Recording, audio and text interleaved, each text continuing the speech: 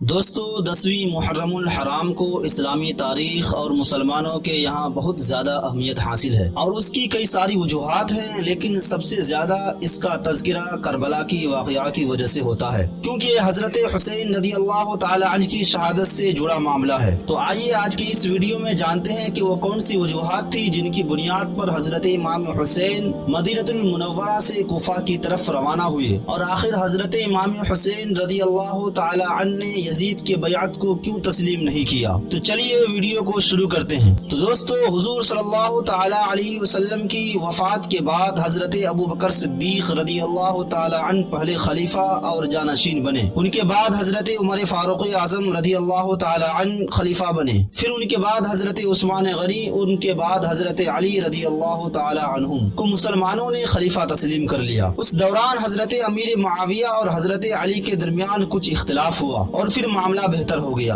آپس میں صلح سمجھوتا ہو گیا۔ 661 عیسوی میں حضرت علی رضی اللہ تعالی عنہ شہید ہو گئے۔ ان کے بعد لوگوں نے حضرت علی کے بڑے بیٹے اور حضور صلی اللہ تعالی علیہ وسلم کے نواسا حضرت حسن کو خلیفہ تسلیم کر لیا۔ دوستو، ادھر حضرت امیر معاویہ رضی اللہ عنہ طویل عرصہ سے شام کے گورنر تھے۔ حضرت علی کے بعد انہوں نے بھی اپنی خلافت کا اعلان کر دیا۔ کچھ عرصہ تک اختلاف رہا اور پھر 6 ماہ بعد حضرت حسن رضی اللہ تعالی عنہ خلافت چھوڑنے کا اعلان کر دیا۔ حضرت امیر معاویہ اور حضرت حسن کے درمیان ایک سمجھوتا ہوا، جس میں یہ بات بھی شامل تھی کہ حضرت امیر معاویہ اپنے بعد اپنے خاندان میں خلافت کو منتقل نہیں کریں گے، بلکہ شورا کے ذریعے سے انتخاب ہوگا۔ حضرت امیر معاویہ رضی اللہ عنہ پچھلے 20 سال یعنی حضرت عمر فاروق اعظم رضی اللہ تعالی عنہ کے زمانے سے شام کے گورنر تھے اور اب وہ عالم اسلام کے متفقہ خلیفہ بن گئے۔ مسلمانوں کے درمیان جاری رسا کشی کا بھی خاتمہ ہو گیا۔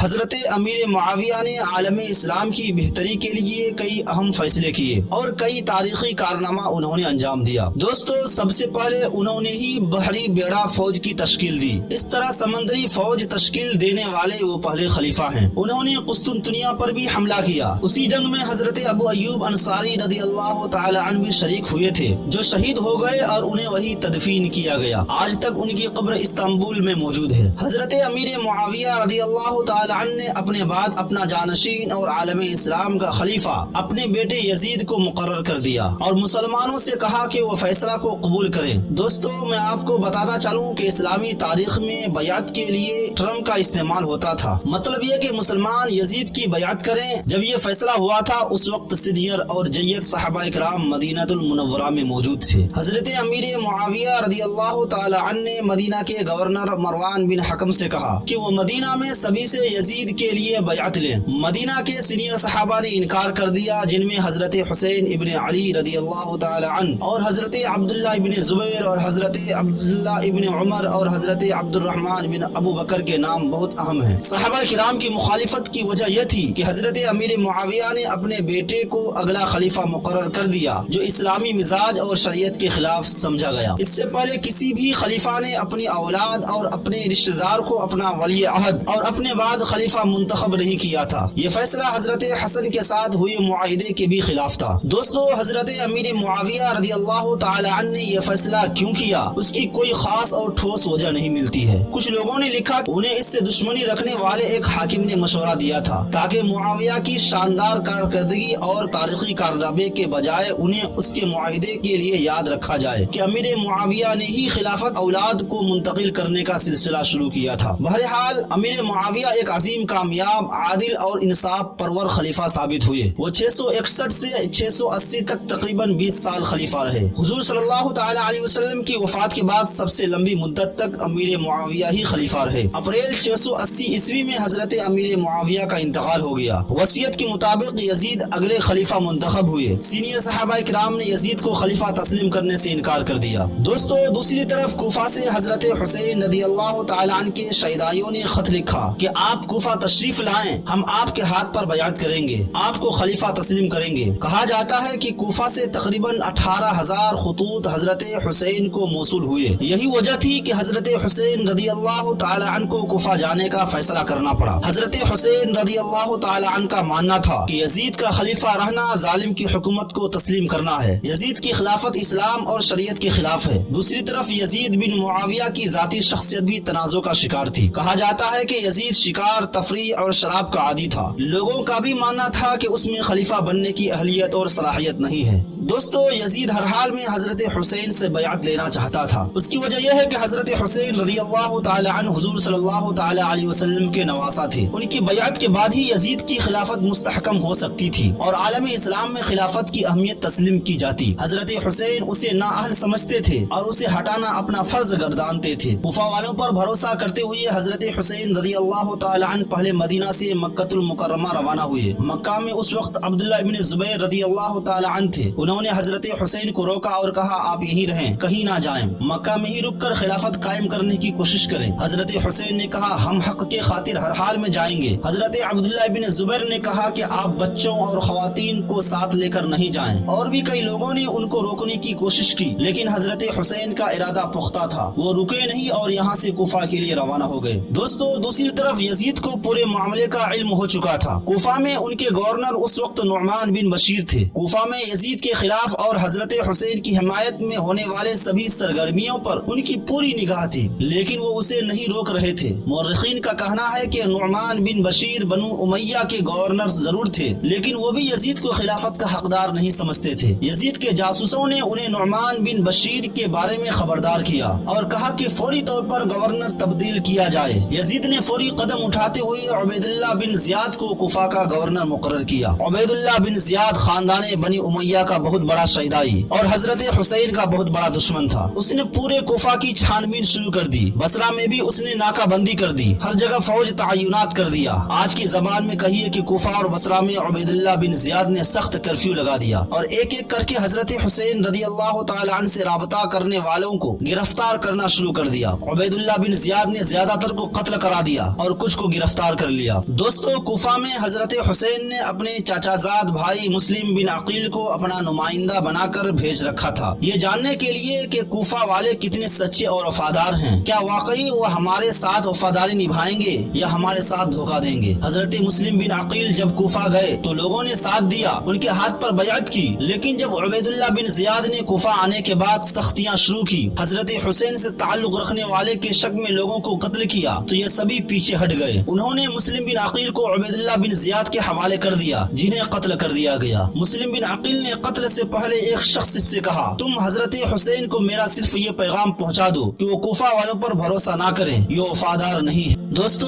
ادھر کوفہ کے راستے میں حضرت حسین کو جگہ جگہ گھیرنے کی کوشش کی گئی، لیکن اپنی منزل کی جانب رواں دواں رہے۔ عرب کے صحراؤں سے نکلنے کے بعد جب عراق کا راستہ شروع ہوا تو عبید اللہ بن زیاد کی 4000 فوج نے راستہ روک لیا اور کہا آپ کوفہ نہیں جا سکتے۔ اسی دوران حضرت حسین کو مسلم بن عقیل کا وہ خط بھی مل گیا جو انہوں نے اپنے قتل سے پہلے بھیجا تھا کہ کوفہ والوں نے بے وفائی کی ہے، ان پر ہرگز بھروسہ نہ کرے۔ حضرت حسین نے یزید کی فوج سے درخواست کی کہ میری 3 مانگ میں سے کوئی ایک قبول کر لو۔ نمبر 1، مجھے واپس مدینہ منورہ جانے دو۔ نمبر 2، تم میرے راستے ہٹ جاؤ اور مجھے جانے دو، میں دنیا کے کسی بھی کونے میں چلا جاؤں گا اور وہاں کافروں کے ساتھ جہاد کرتے ہوئے شہید ہونا چاہتا ہوں۔ اگر یہ دونوں منظور نہیں ہے تو تم ہمیں یزید کے پاس لے چلو، یہ ہم دونوں کا معاملہ ہے، براہ راست مل کر معاملہ حل کر لیں گے۔ عبید اللہ بن زیاد نے ان میں سے کسی بھی شرط کو تسلیم نہیں کی اور اپنے سپہ سالار عمرو بن سعد بن ابی وقاص سے کہا کہ اسے وہاں لے کر جاؤ جہاں ہم چاہتے ہیں۔ دوستو، عبید اللہ بن زیاد کی ہدایت تھی کہ حضرت حسین کو وہاں روکنا ہے جہاں چٹیل میدان ہو۔ اس فرمان پر سپہ سالار نے عمل کرتے ہوئے 2 محرم الحرام کو حضرت حسین کو روکا۔